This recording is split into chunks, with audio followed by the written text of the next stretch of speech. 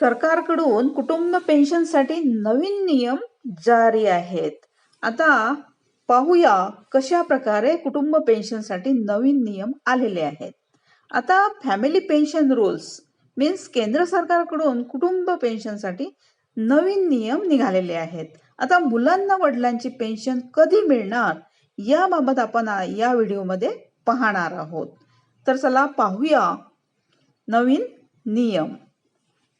तर केंद्र सरकारने कुटुंब पेन्शन बाबत नवीन नियम केले आहेत, जेणेकरून सरकारी कर्मचारी किंवा पेन्शनधारकाच्या मृत्यूनंतर त्यांच्या कुटुंबाला मिळणाऱ्या पेन्शन बाबत कोणताही गोंधळ होऊ नये.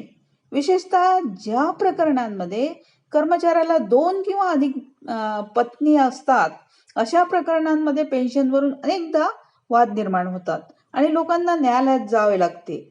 आता सरकारने स्पष्ट केले आहे की पेन्शनसाठी कोण पात्र असेल, विशेषतः जोडीदाराच्या मृत्यूनंतर मुलांना कोणते अधिकार असतील. या नियमांमुळे पेन्शनच्या गरजांशी झुंजणाऱ्या प्रत्येक कुटुंबाला दिलासा मिळेल. पेन्शन आणि पेन्शनधारक कल्याण विभागाने केंद्रीय नागरी सेवा नियम 2021च्या नियम 50 अंतर्गत नवीन मार्गदर्शक तत्वे जारी केली आहेत. आता या नियमांनुसार सरकारी कर्मचारी किंवा पेन्शनधारकाच्या मृत्यूनंतर पेन्शन प्रथम त्यांच्या विधवा किंवा विधूर कायदेशीर जोडीदार यांना जमा होईल.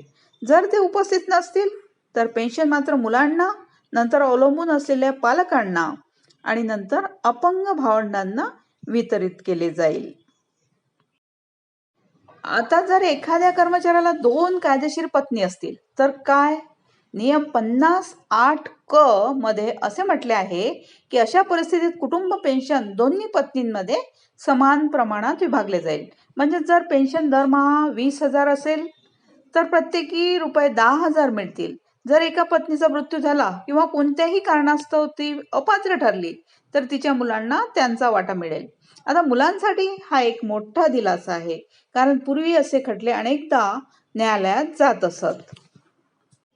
शिवाय सरकारने स्पष्ट केले की विधवा किंवा विधूर म्हणजे फक्त कायदेशीररित्या विवाहित जोडीदार. जर एखाद्याने दुसरे लग्न केले असेल परंतु ते कायदेशीररित्या वैध नसेल तर दुसरी पत्नी पेन्शनसाठी पात्र राहणार नाही.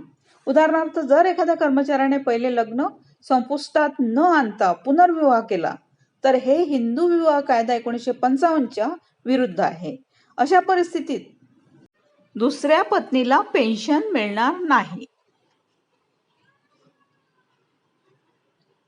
तर कोणताही वाद झाल्यास सरकारने सर्व मंत्रालये आणि विभागांनी निर्णय घेण्यापूर्वी कायदेशीर सल्ला घेण्याचे निर्देश दिले आहेत, जेणेकरून कुटुंबाला पेन्शन मिळण्यास कोणताही विलंब किंवा गैरप्रकार होऊ नये. पूर्वी पेन्शन दाव्यांमध्ये अनेकदा अडचणी येत असत. 2 पत्नींशी संबंधित प्रकरणांमध्ये न्यायालयीन कार्यवाही सामान्य होती. आता हे नियम स्पष्टपणे सांगतात की पेन्शनचे अधिकार प्रथम कायदेशीर जोडीदाराला, नंतर मुलांना आणि नंतर कुटुंबातील इतर सदस्यांना मिळतील. यामुळे पेन्शनधारकाच्या कुटुंबाला जलद आणि अचूक मदत मिळेल. थँक्यू.